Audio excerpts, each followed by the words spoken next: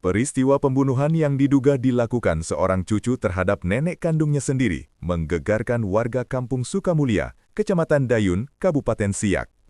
Korban dikenal sebagai sosok lansia yang baik dan tidak pernah memiliki masalah dengan warga sekitar. Ketua Rukun Kampung RK Sukamulya, Sampurna, menyampaikan korban selama ini dikenal ramah dan memiliki hubungan sosial yang baik di lingkungan tempat tinggalnya. Semua orang di kampung itu saat ini merasa terpukul. Korban itu orangnya baik sekali, sangat-sangat baik, ujar Sampurna kepada tribunpekanbaru.com, Jumat 3 bulan 4 2026.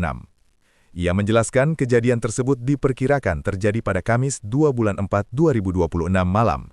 Namun, peristiwa itu baru diketahui pada Kamis sore setelah warga dan keluarga curiga karena tidak ada aktivitas dari rumah korban sepanjang hari.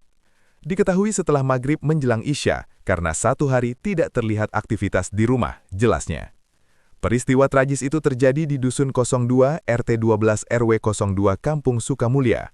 Berdasarkan informasi yang dihimpun, korban ditemukan dalam kondisi mengenaskan dengan luka di bagian leher yang diduga akibat digorok.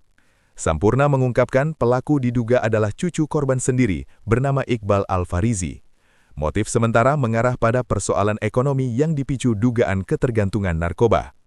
Diduga pelaku ini ketergantungan narkoba, kemudian mendesak kebutuhan sehingga nekat melakukan perbuatan tersebut, katanya. Selain itu, pelaku juga diduga memiliki tekanan lain dalam kehidupan pribadinya, termasuk persoalan dengan pasangannya yang disebut-sebut tengah hamil. Hal tersebut diduga semakin memperparah kondisi hingga pelaku nekat meminta uang kepada korban. Diduga karena tidak diberi uang, pelaku kemudian menggorok leher neneknya demi mendapatkan uang, ungkap Sampurna. Dari kejadian tersebut, pelaku diduga membawa kabur uang sekitar 8 juta rupiah serta sejumlah perhiasan emas milik korban, seperti kalung dan cincin. Bahkan sebelumnya, korban juga sempat kehilangan uang sebesar 40 juta rupiah, yang diduga dilakukan oleh pelaku yang sama, ujar Sampurna. Saat ini, pelaku telah berhasil diamankan aparat kepolisian.